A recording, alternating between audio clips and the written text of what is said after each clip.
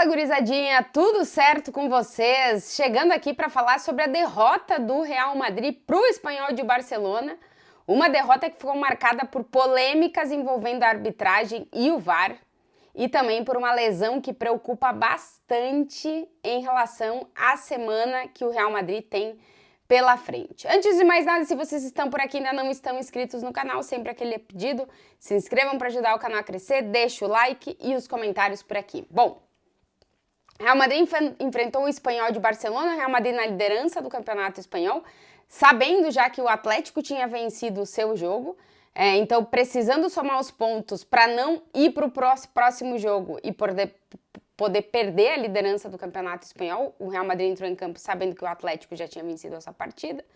E com o Ancelotti voltando com o quarteto.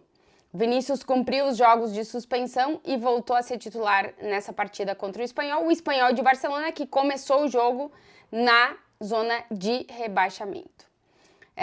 O Real Madrid jogou no 4-2-3-1, que é o que tem jogado mais ou menos quando o quarteto está todo à disposição e o Ancelotti escala os quatro, foi mais ou menos o que a gente viu. Um primeiro tempo bastante abaixo do Real Madrid, o Real Madrid que voltou a jogar com o Tchouaméni na zaga, o Raul Asensio ficou no banco de reservas, o Tchouaméni foi para a zaga, Lucas Vázquez na lateral direita, Fran Garcia na esquerda, Dani Ceballos também voltou ao time titular, acompanhando o Fede Valverde no meio de campo, Bellingham, Vinícius, Rodrigo e Kylian Mbappé. Um primeiro tempo bastante abaixo do Real Madrid, inclusive em relação a números. Foi o pior primeiro tempo dessa temporada em relação a total de finalizações do Real Madrid, apenas 3 no total, não só no gol. No gol foi uma só, mas no total, só 3 finalizações do Real Madrid no primeiro tempo. O Real Madrid costuma não fazer boas primeiras partes, mas o que chamou a atenção desse jogo contra o Espanhol foi o bom jogo defensivo do Espanhol, né? Que não permitiu ao Real Madrid finalizar a quantidade de vezes que a gente tem acostumado com o Real Madrid. Mesmo no segundo tempo começa meio dormido, mas depois dá aquela acordada e aí começa a produzir muito ofensivamente. Não foi o que a gente viu dessa vez. A primeira jogada polêmica da partida acontece no primeiro tempo, mais ou menos 20 minutos do primeiro tempo. Um gol, que seria um belo gol marcado pelo Vinícius Júnior, é anulado por uma falta prévia do Mbappé. O pessoal do Real Madrid reclama de que, na verdade, quem sofre a falta anterior é o Mbappé, então que se não fosse gol teria que ter sido pênalti. O árbitro não marca nem pênalti, nem valida o gol e anula o gol por uma falta do Mbappé. Primeira polêmica do jogo. A segunda, e talvez depois tem uma trave do Mbappé, no segundo tempo tem trave do Rodrigo, mas assim, o primeiro tempo não foi de produção ofensiva muito grande do Real Madrid, inclusive tem esse dado aí que eu acabei de trazer. Mas o lance polêmico mesmo é na segunda parte, mais ou menos 60 minutos de jogo, o Real Madrid num contra-ataque, o Mbappé tá com a bola, tá correndo em direção ao campo contrário, já contra-atacando, e o jogador do Espanhol, Carlos Romero, vê que o Mbappé não vai conseguir parar o Mbappé e ele levanta o pé e vai com as travas da chuteira na panturrilha do Mbappé. O Mbappé cai, a jogada continua, o árbitro não para, mas ele vai com as travas da chuteira.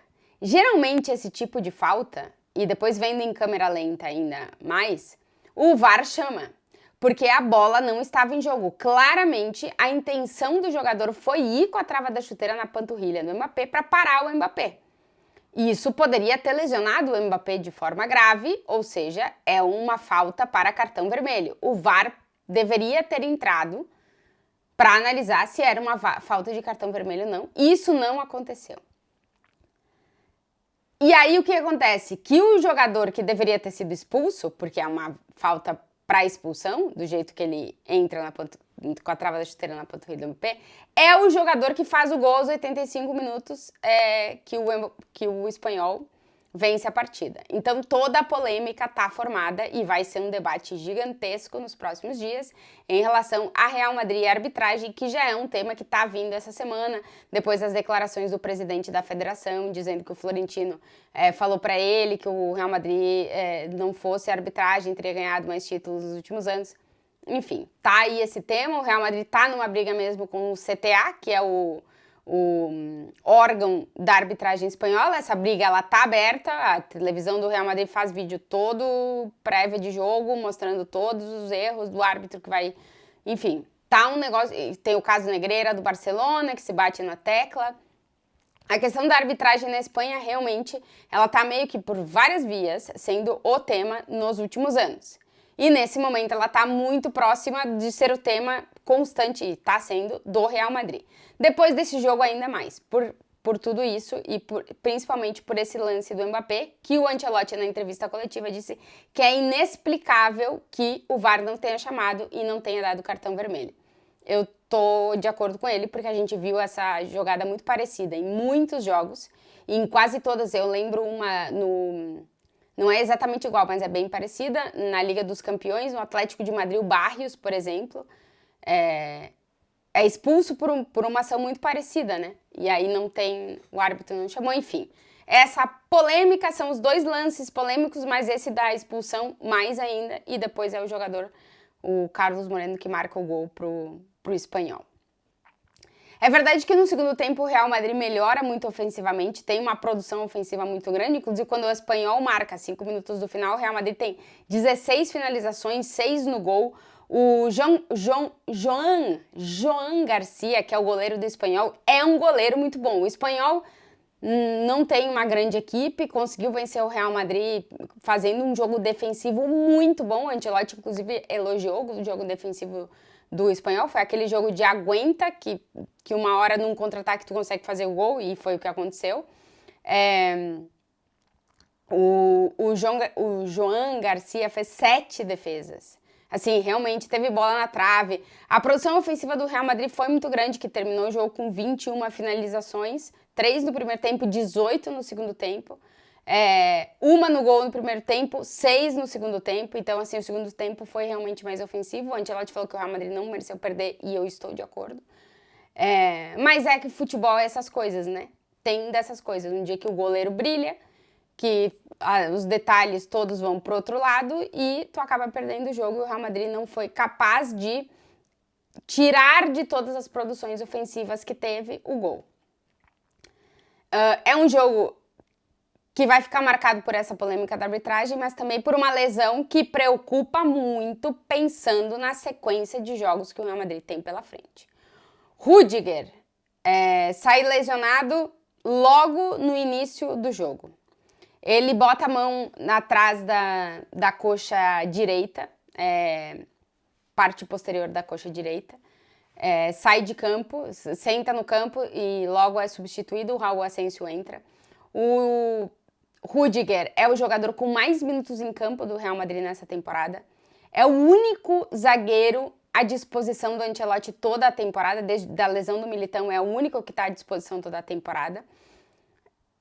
Ele tem jogado tudo, e o Ancelotti tem revezado entre Tchouaméni e Raul Asensio para jogar com ele. E agora perde o Rüdiger. O Alaba tá voltando de lesão. Ficou 13 meses, 1 ano e 1 mês, sem jogar. Voltou, teve minutos nos 4 jogos anteriores a esse contra o Espanhol. E, em teoria, vai ser titular ou estará à disposição para ser titular no jogo contra o Leganés da Copa do Rei. Vamos ver, o Rüdiger entre amanhã e segunda vai fazer mais exames para identificarem o tamanho da lesão. Se é ruptura, pelo menos 10 dias fora. Se não é ruptura, que o Ancelotti falou em lesão muscular, mas não se sabe se tem ruptura ou não. Isso precisa ser feito o exame ainda, que tem que baixar a inflamação para poder fazer o exame. E vamos ver, se é ruptura, perde o jogo contra o City também esses 10 dias. Se não é ruptura, de repente chega. Vamos ver como é que o Alaba vai jogar nesses próximos 3 jogos. O problema é que o Real Madrid tem 3 decisões pela frente. No meio de semana, enfrenta o Leganés, jogo único, valendo avançar na Copa do Rei, a oitavas de final. Depois, no sábado, tem o Derby de Madrid, que vale a liderança do Campeonato Espanhol, Real Madrid Atlético de Madrid no Bernabéu. E depois, na metade da outra semana, o jogo de ida na Inglaterra contra o Manchester City. Para o Real Madrid já estava apertado, porque entre terminar o jogo, o Derby de Madrid, que é às 9 da noite de sábado, e jogar na terça-feira às 9 da noite com uma viagem no meio, tem muito pouco tempo de recuperação entre um jogo e outro. Então o Ancelotti já ia ter que ver o que ele ia fazer, porque não ia dar pra praticamente repetir o mesmo time titular, coisa que eu acho que ele ia tentar fazer. Agora, sem o Rüdiger, não sei como é que o Real Madrid vai jogar, vamos ter que ver o estado do Alaba no jogo da Copa. Se ele estiver bem, muito provavelmente ele vai ser titular nos próximos jogos, e aí, eu acho, no jogo da Copa, acho que o Raul Asensio joga com certeza. O Tchouaméni hoje, de novo, não foi bem como zagueiro. É um problema o lado direito do Real Madrid e agora não tem o Rüdiger para corrigir. Então, se os problemas já eram muitos, agora só piora e eu não sei o que o Real Madrid vai fazer. Ainda tem alguns dias de mercado, mas não parece que vai ir ao mercado. E vamos ver se mais algum menino da base vai subir. O que o Ancelotti vai fazer? Se vai botar Mendy jogar na zaga? Não sei. Vamos ver, vai depender do tempo de recuperação do Rüdiger. Mas assim, foi um sábado de mais caos em relação à arbitragem com o Real Madrid, que já tá caótica a situação, que o Real Madrid perde. É verdade que na tabela de classificação não altera, porque o Real continua na liderança, porém agora só com 1 ponto a menos que o Atlético, que é segundo colocado, e pode perder a liderança no derby de sábado contra o Atlético de Madrid. Então tá em risco a liderança do Espanhol, que essa temporada tá pegado.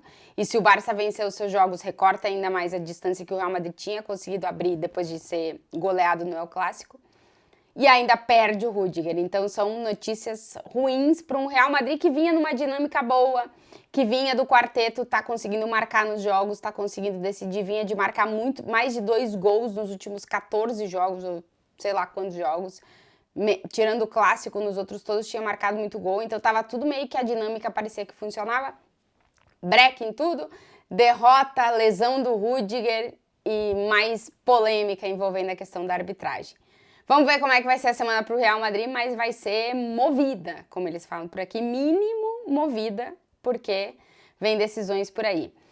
E só para trazer um detalhe, nem Endrick nem Arda Güler tiveram nenhum minuto nesse jogo do Real Madrid precisando do gol, ou ele não colocou, ele colocou o Modric em campo, ele colocou o Brahim, mas não colocou o Endrick, nem o Arda Güler.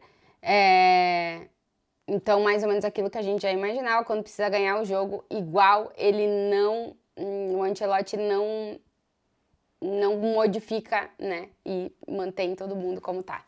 Vamos ver o que vai ser essa semana, mas já repito, o torcedor do Real Madrid tem que estar tenso, porque vai ser uns próximos 10 dias bastante tensos para o Real Madrid, que joga coisas importantes nas 3 competições que tem pela frente neste mês de fevereiro. Se vocês estão por aqui e ainda não estão inscritos no canal, se inscrevam para ajudar o canal a crescer, deixa o like e, claro, comentários de vocês por aqui. Eu volto, como sempre, para mais vídeos para vocês. Um beijo e bom sábado, bom domingo, bom fim de semana para todo mundo.